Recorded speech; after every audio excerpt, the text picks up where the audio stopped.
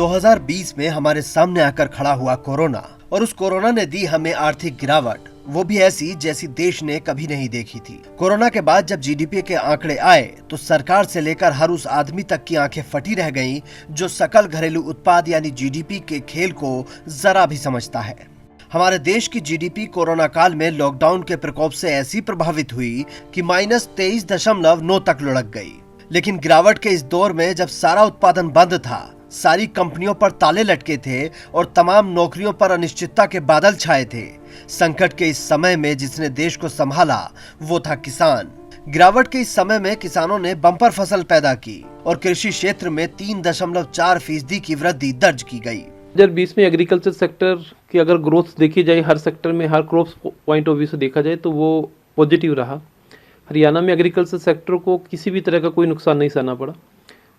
For the time being labour की थोड़ा shortage था, हो सकता है उसकी वजह से किसान के ऊपर 2-4% एक्स्ट्रा बर्डन पड़ा, परंतु उतना ही प्रोडक्शन पॉइंट ऑफ व्यू से या एमएसपी पॉइंट ऑफ व्यू से या सरकार की खरीद पॉइंट ऑफ व्यू से किसान को कोई नुकसान नहीं सहना पड़ा।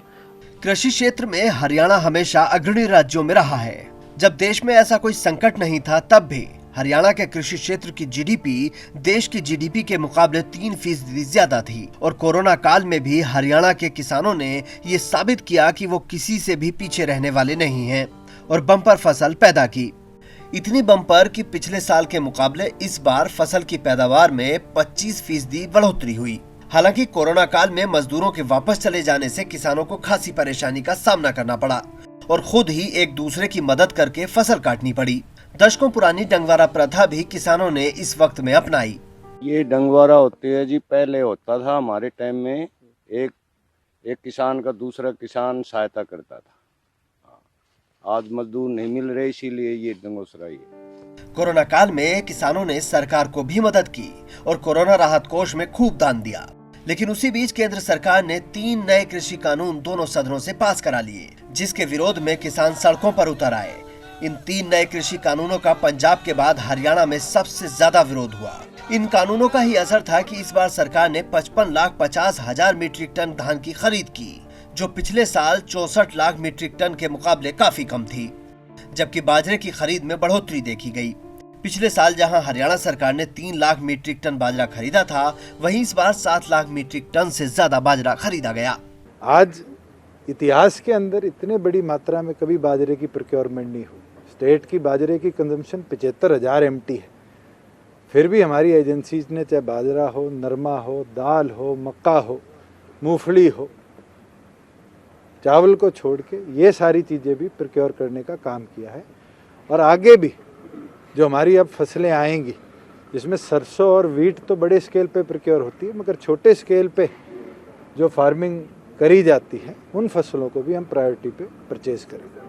3 नए कृषि कानूनों का किसान शुरू से ही विरोध कर रहे थे, लेकिन कोरोना के वक्त में वो खुलकर सामने नहीं आए थे, जिस पर सरकार ने कोई खास ध्यान नहीं दिया, जिसका नतीजा ये हुआ कि पंजाब से उठी विरोध की चिंगारी देश भर में फैल गई और हरियाणा से लगते दिल्ली के बॉर्डर पर जाकर किसान बैठ गए, जो सिंघू बॉर्डर से लेकर पलवल तक फैल गया।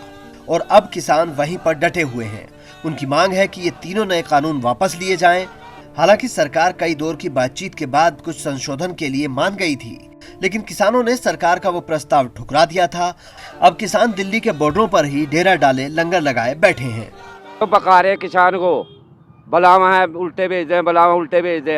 इतने हमारे तीनों कानून ना उल्टे ले लेंगे, नहीं चाहे हमारे साल लग जाओ, 2 साल लग जाओ, हम रोड पे बैठे हैं, अपना हुक्का यही पीवेंगे, यही खावेंगे, यही नहाओगे, हमने यही भूखा मरना मंजूर है, हम उठे नहीं गए।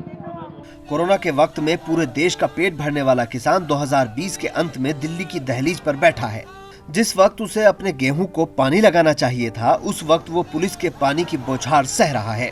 कुल मिलाकर 2020 की शुरुआत भले ही किसान के लिए भली रही हो, लेकिन अंत होते होते वो कड़ाके की ठंड में दिल्ली के दरवाजे पर खुले आसमान के नीचे बैठा है।